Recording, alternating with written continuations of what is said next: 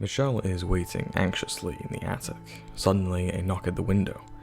It's Peter. She opens the window for him and the two embrace. Michelle tells him how worried she is for Peter, and he reassures her. Once again, the question is raised as to how on earth they're going to get out of this situation. Peter sits down, rather hopeless. If only we had something that could prove Mysterio was a fake. Michelle suddenly remembers. Hold on, I think I've got something. She rustles through her stuff. The attic is a bit of a mess. Peter looks confused at what she's doing. Eventually, she finds what she was looking for. She pulls it out and walks back over to Peter. I kept it. Is that the projector? Yes. This is how we found out about Mysterio's illusions in the first place. I think it doesn't work anymore, though. Dang. Wait, I'll call up Happy. I'm sure with all of Mr. Stark's resources we could find a way to get this to work again.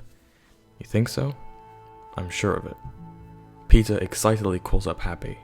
Happy picks up. Hey, Happy, I think I found something that could prove— I can't, Peter. You can't what?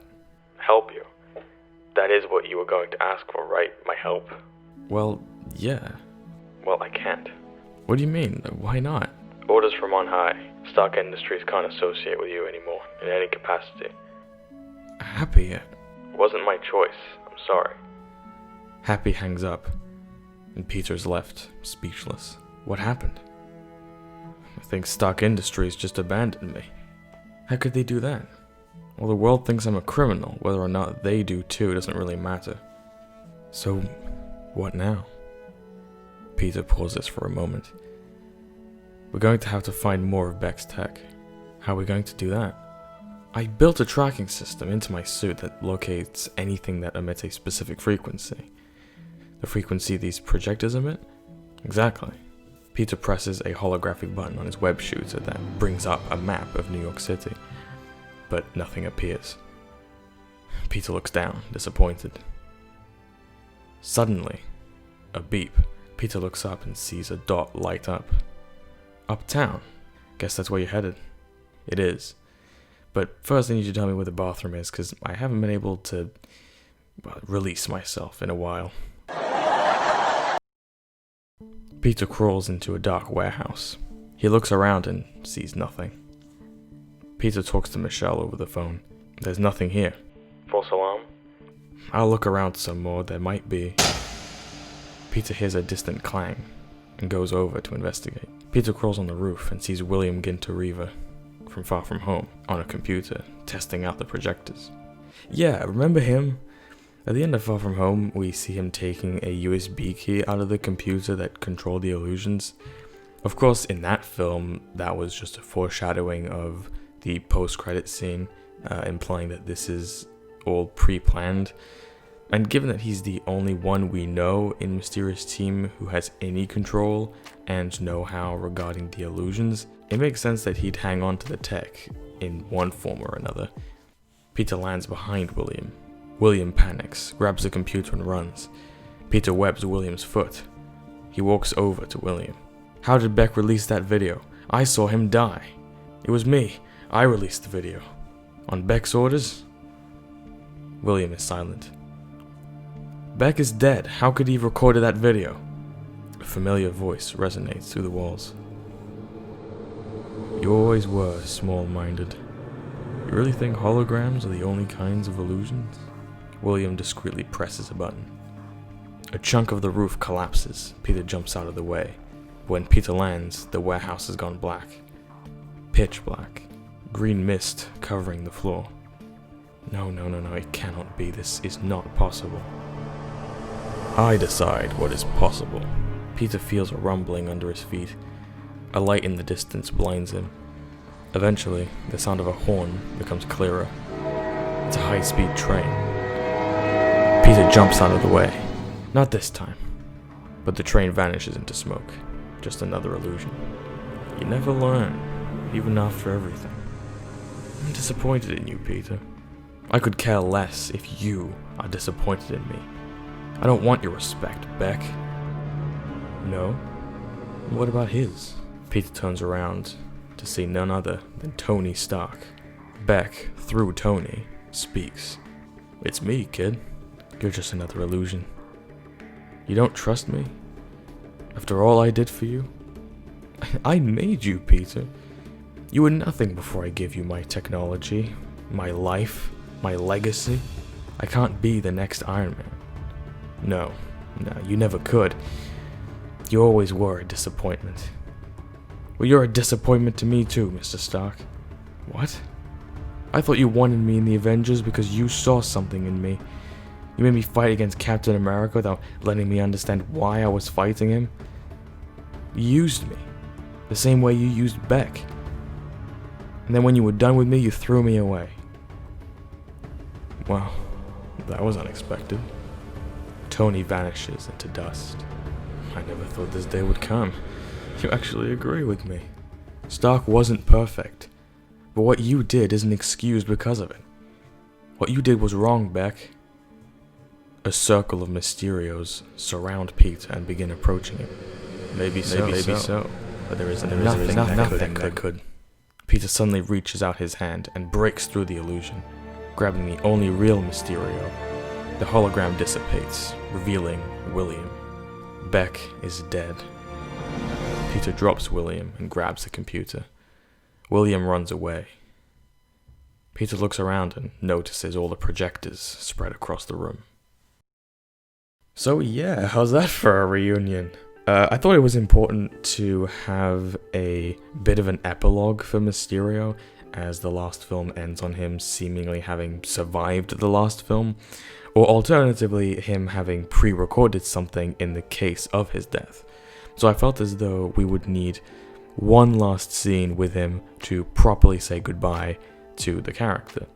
Tony making an appearance is my way of acknowledging something that these Spider-Man films have kind of flirted with, that being Tony's mistakes. Both of the previous films in this trilogy have a villain whose motivation comes from Stark, and in both cases it's an example of Stark disregarding the working class people below him. These villains exist as ramifications of Tony Stark, yet the films never have Peter actually acknowledge that Stark did anything wrong. When Peter confronts Vulture and Mysterio, there's no moment where Peter attempts to reason with them by acknowledging that Tony has done them dirty in some way, but that what they are doing isn't excused because of that. That two wrongs do not make a right. So I thought that having a moment where Peter not only recognizes Tony's failings towards others, but also that Tony manipulated him into fighting a war he didn't truly understand, whose ramifications are still felt to this day with the Sokovia Accords.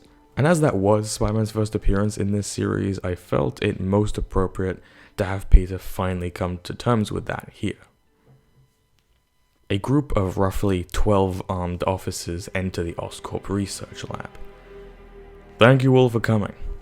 As you all know, we're on the hunt for that wall-crawling menace, the Spider-Man, but somehow he has evaded our every move. It's about time we even the scales." One of the officers asks, "And how do you propose we do that, sir?" "You're about to find out. Do it, now." The assistant presses a button on his tablet. He and Norman put on gas masks as green gas fills the room. The officers begin coughing and choking, their hands at their own throats. They panic and pace around the room, their eyes begin glowing.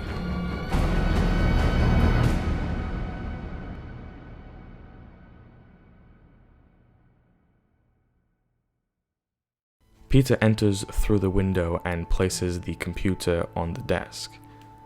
Michelle is relieved to see that Peter is alright. She asks about what the signal ended up being, and Peter doesn't have the energy to explain all that went down, so he simply explains that he caught someone from Beck's team who had control over the illusions, and that this computer contained all it would possibly need to prove that Mysterio is a fake.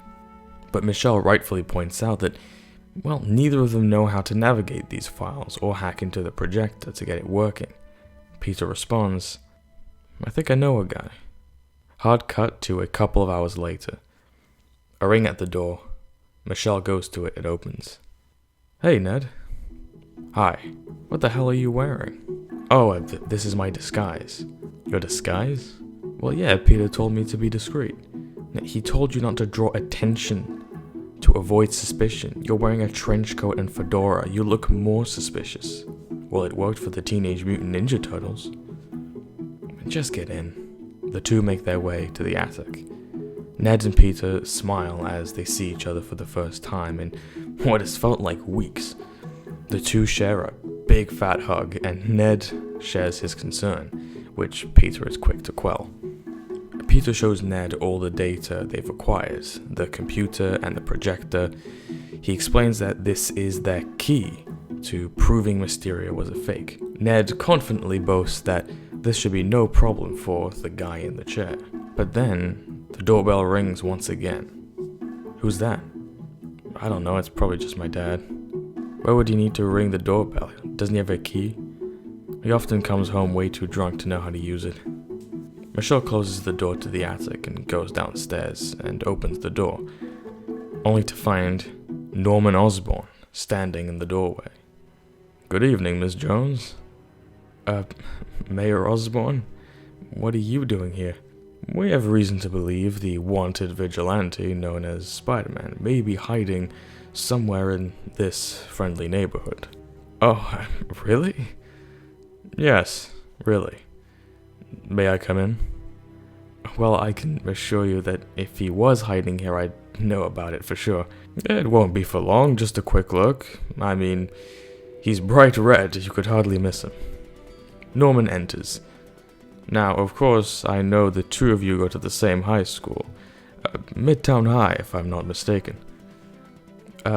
Yeah, I've seen him around, but I didn't really know him all that well, so are your parents home? No, my father's out drinking and my mother isn't around any. A sound from the attic alerts both of their attentions. Norman walks up to the attic. Michelle stumbles, trying to think of ways to dissuade him to go in there, but Norman insists that he just wants a quick look and he'll be gone immediately. Norman opens the door and the attic is entirely empty. As it turns out, Peter is clinging to the roof, with Ned clinging on to Peter like some kind of baby koala. All of this right above Norman's head. Well, false alarm. Must have been a rodent of some kind making a ruckus. Good night, Miss Jones. Yeah, good night, sir. Norman leaves and Michelle gets back to the attic. Is he gone? Yeah. Peter jumps down with Ned. Well, that was a close one. The three regroup and are just about to get back into investigating mysterious files when Peter's spider sense goes off. Peter, you alright? Get down! In a flash, half of the roof is torn apart. As the dust settles, Peter instructs Ned and Michelle to make a run for it, and to meet him back at the homeless support shelter. Michelle grabs the computer, Ned grabs the projector. Peter puts on his mask and stands up to face whatever has just attacked them. As he looks down at the vacant suburban street, he sees a dozen armed officers, with green energy emitting from their eyes. They all stare him down with inexplicable rage, and standing in front of them is Norman. Spider-Man. Or should I call you Peter Parker? Peter stays silent. There's no need to drag this out any longer, just hand yourself in. Peter tries to reason with Norman. You don't understand, Mysterio is a fake, I have been framed. Well, of course you would say that. Now listen, you can either surrender now, or I can make life for your aunt and your friends very, very difficult. So what's it going to be? Peter lunges into battle. Have it your way. Norman walks onto a small platform. Jets emerge from the bottom, and Norman soars into the air. Peter fights the goblin officers. The goblin serum naturally makes them stronger and faster, however it turns them into brutes, meaning that Peter can use his quick instincts to get the better of them. Meanwhile, Michelle and Ned are running away. Norman flies in above them on his floating platform. Norman floats down in front of them, blocking that path. I'm afraid we've only got room for one. So, who will it be? Michelle discreetly passes the computer to Ned, behind her back. You're a fraud, Osborn.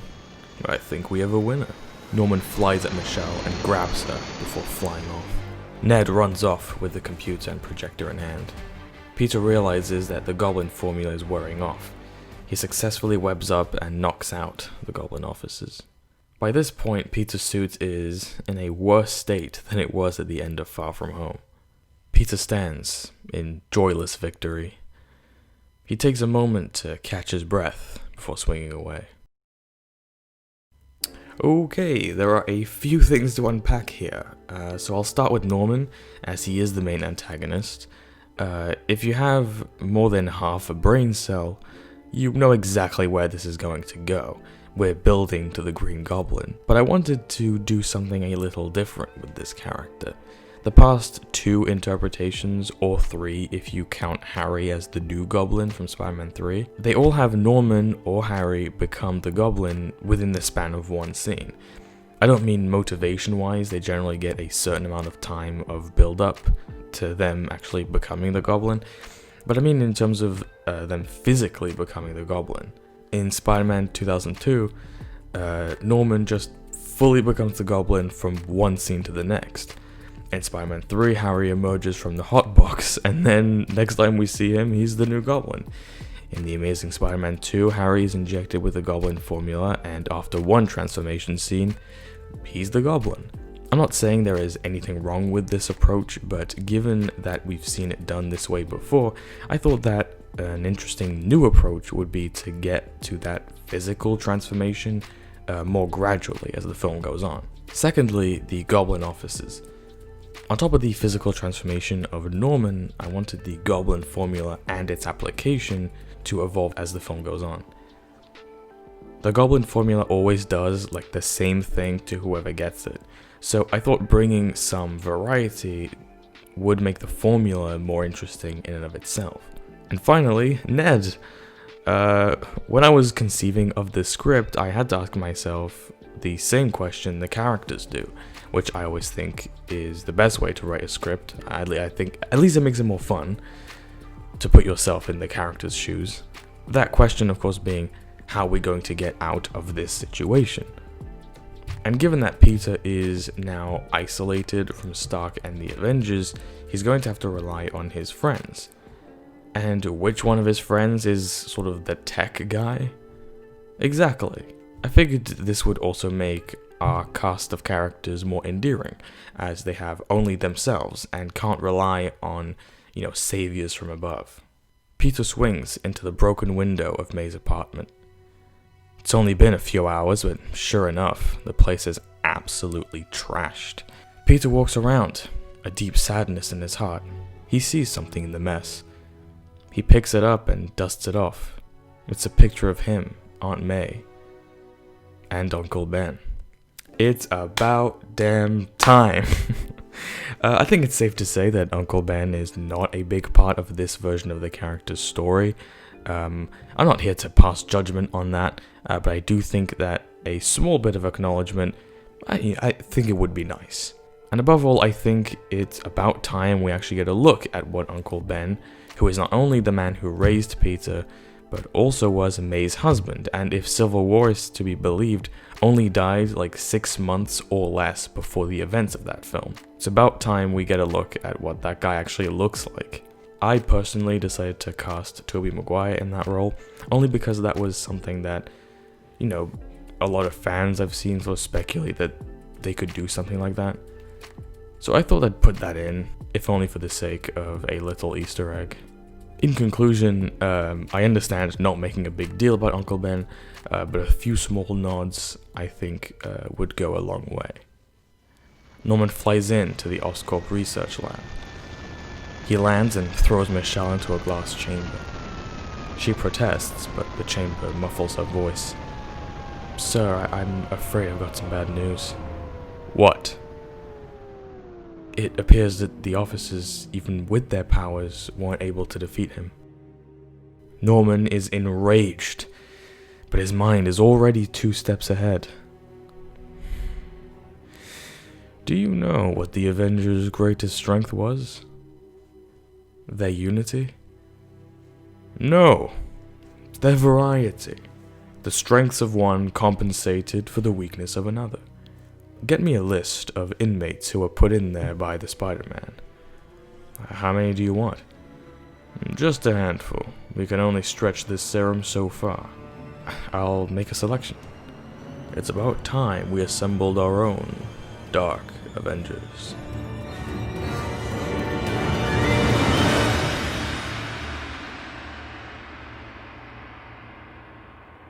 And that's Act 2 of Spider-Man Homeless. Obviously, quite a lot went down there. I mean, Mysterio, Uncle Ben reference, Tony Stark was in there a little bit. A whole lot. And of course, Dark Avengers, right? Of course, the line itself is kind of corny. I will not lie. But I do think that this interpretation of Norman I've written is, in and of himself, a bit theatrical. That's kind of how I've presented him. I always felt Norman would be the kind of person who would really bask in that kind of theatricality about him. And I thought it was also just kind of a neat reference to the comics in which Norman Osborn was the leader of the Dark Avengers, where Scorpion was Spider-Man and he was Iron Man in that. He was the Iron Man equivalent of the team. So I thought it was a fun reference to that. Obviously, it's not exactly going to be the Dark Avengers. It's going to be something a little different. I think you probably know what it is. But I thought it was a fun reference nevertheless. Also, no one would name their team the Sinister Six just like that. I mean, no one would do that. So I had to come up with something else. And I'm holding true to what I said back in Act 1, where I said that the plan of trying to get Peter's identity restored was going to be a film-long process. It's really going to take the entire movie to get to that point. And as you can see here, we're getting close. All the puzzle pieces are coming together, not without a few challenges in the way. Obviously, that's what makes a story interesting. But I think it would create a lot more intrigue, I felt, and would invest the audience a lot more in the story. Sorry this video took a while to come out. I've been quite busy lately. But, I mean, what kind of an excuse is that? I've just been busy. But it's true, I have been. And this video is going to be quite long, I can tell. So it's probably going to take a little longer to edit. So, we'll see how that goes. But thank you so much for watching. Thank you for keeping with this series. If you enjoyed this video, it would mean a lot if you could give it a like, and if you'd like to share your thoughts on it, I would really love to read them in the comments down below. I always love reading the comments, so please do that if you have any thoughts you'd like to share, or your own suggestions for what you would do with a Spider-Man 3 pitch. And if you want to see that next part 4, which is going to be the final part of this pitch, well, quite simply, I suggest you subscribe so you don't miss it. So yeah, thank you very, very much for watching. I hope you enjoyed this, and I will see you in the next video. Goodbye.